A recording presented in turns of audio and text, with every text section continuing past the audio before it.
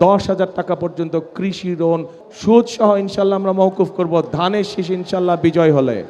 এই রাজশাহী সহ পুরো উত্তরাঞ্চল মূলত কৃষি নির্ভর, প্রধান পেশা হচ্ছে কৃষির পেশা।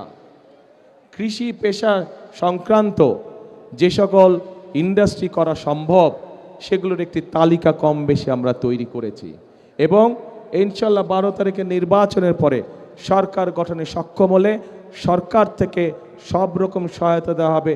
যে সকল উদ্যোক্তা কৃষি সংক্রান্ত মিল ফ্যাক্টরি এই রাজশাহী সহ পুরো উত্তরাঞ্চলে প্রতিষ্ঠিত করবে তাদেরকে বিশেষ সহায়তা দেওয়া হবে যাতে করে তারা মিল ফ্যাক্টরি করতে পারে। কারণ তারা যদি মিল ফ্যাক্টরি করে তাহলে এই এলাকার সন্তানরা, সেটি রাজশাহী জেলা হোক সেটি সমগ্র উত্তরাঞ্চলের মানুষ হোক, তাহলে তারা তাদের কর্মসংস্থানের সুবিধা হবে।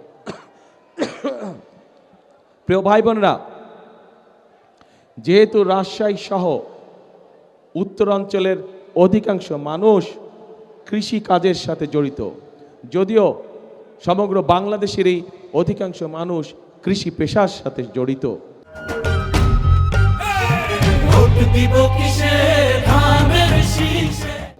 দেশের বৃহৎ একটি জনসংখ্যার বৃহৎ একটি অংশ কৃষি পেশার সাথে জড়িত।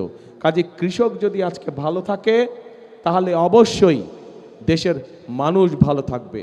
কৃষক যদি আজকে অর্থনৈতিকভাবে শক্তিশালীভাবে দাঁড়িয়ে থাকতে পারে তাহলে দেশের মানুষও সহজেই কৃষি উৎপাদিত যেগুলো পণ্য আছে সেগুলো তারা সহজেই তাদের ব্যবহারের জন্য ব্যবহার করতে পারবে সেগুলো।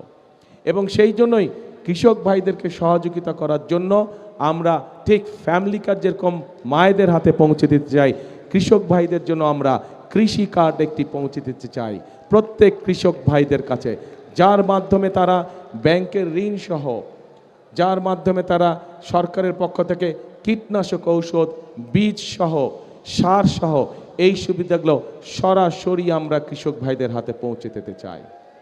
এবং আমরা আরেকটি সিদ্ধান্ত নিয়েছি, আমরা হিসাব নিকাশ করে দেখেছি এবং তারপরে আমরা সিদ্ধান্ত নিয়েছি যে 10,000 টাকা পর্যন্ত যাদের কৃষি ঋণ এই মুহূর্ত পর্যন্ত আছে, ইনশাল্লাহ আগামী 12 তারিখে ধানের শীষ বিজয়ী হয়ে সরকার গঠন করলে আমরা 10,000 টাকা পর্যন্ত কৃষি ঋণ সুদ সহ মওকুফ করব ইনশাল্লাহ।